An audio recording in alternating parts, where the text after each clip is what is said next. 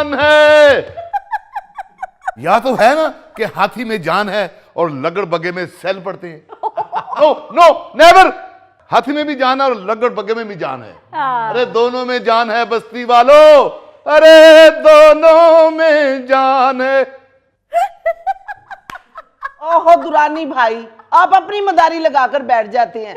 देखे ना बच्ची कितनी परेशान आई है। मम्मी परेशानी वाली कोई बात नहीं है, अब मैंने उस घर में जाना ही तब है जब वो कोई मुलाजिम रख लेंगे। बिल्कुल सही कह रही हो तुम आयजा, घर नहीं संभाला जाता, घर में एक मुलाजमा तो होनी चाहिए। ओहो बेटा, तुम्हारा क्या मसला है?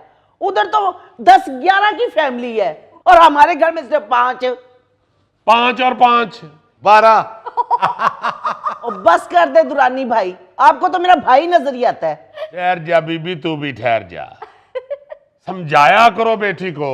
बेटा मेरी बात सुनो, देखो अगर उस घर में मुलाजमा की जरूरत है भी तो पहली बात तो ये है कि ये देखो तुम्हारा खामन या तुम्हारे ससुराल वाले वो मुलाजम अफोर्ड करते हैं। बिल्कुल। मुफ्त तो नहीं रखना होता, उसे तनख्वाह देनी होती है। और आजकल तो अच्छी भली तनख्वाह लेते हैं ये मुलाजिम। और फिर उसके बाद ये देखो अगर अफोर्ड भी करते हैं तो बेटे मुलाजिम की वजह से घर छोड़ के तो नहीं आ जाते। बहुत अच्छी। अब वो तुम्हारा अपना घर है, वहां रह के वहां बैठ के उनसे मसले का हल सोचो ना, लड़के इधर आ जाती हो। पापा आपको नहीं पता, वो सुनते ही नहीं है, कब से कह रही हूँ। ना एक आधा मुलाजिम तो होना चाहिए ना। हाँ, उनके घर में तो शरफू भी नहीं है। ना जी फरीद साहब, जो दूसरी जंग अजीम हुई थी ना, जी जी, वो इन 2 बहन भाइयों ने करवाई थी। क्या मतलब कुद्दूस साहब? इसने उसमें तोप का पार्ट किया था और उसने टैंक का। यानी अगर बच्ची परेशान है या गुस्से में है इस वक्त, हाँ, तो उसे सबसे पहले तो उसका गुस्सा उतारो, उसको कहो कि भाई रिलैक्स हो, बिल्कुल अक्लमंदी से सोचो, ठंडे मिजाज से सोचो। मसले का हल सोचते हैं या लड़के घर आ जाते हैं। बिल्कुल। पापा आयजा बिल्कुल ठीक कह रही है, बड़ा घर हो तो मुलाजमा तो होनी चाहिए। कितने सारे काम होते हैं बड़े घर में पापा, डस्टिंग करनी होती है, झाड़ू पोछा करना होता है, कपड़े प्रेस करने होते हैं, कपड़े धोने होते हैं, बहुत सारे ऐसे काम हैं। बिटिया घर की सफाई तो मैं भी कर देता हूँ। मामू आप सिर्फ किचन की सफाई करते हैं।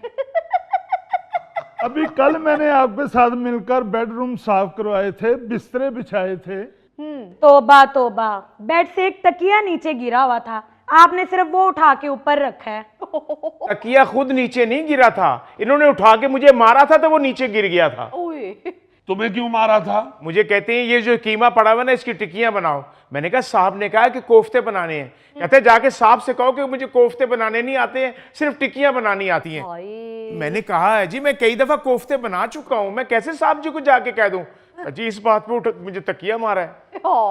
दुनिया 1000 जुल्म करे उसका गम नहीं, मारा जो तूने तकिया वो पत्थर से कम नहीं। भाई वाह। 1 मिनट दुरानी साहब, तकिए में रुई की जगह कोई बजरी नहीं भरी हुई थी। असल में ये हुआ भाईजान, मैंने इसको गुस्से में कहा कि जाओ जाके हांडी पकाओ, भाईजान को भूख लगी हुई है। तो मैं जरा ऊंचा बोला ना गुस्से से, तो तकिया धमक से नीचे गिर गया था। ओ नहीं नहीं, धमक है इसकी। ये 14 अगस्त को जो आप लोगों को 21 धमक की आवाजें आती हैं ना, वो यही मुंह से करता है। अस्सलाम वालेकुम। वालेकुम अस्सलाम। वालेकुम सलाम बेटा। और क्या हाल है? ओ हमारा दामाद आ गया, बैठो बैठो। क्या हाल है इरफान इलाची? अल्हम्दुलिल्लाह,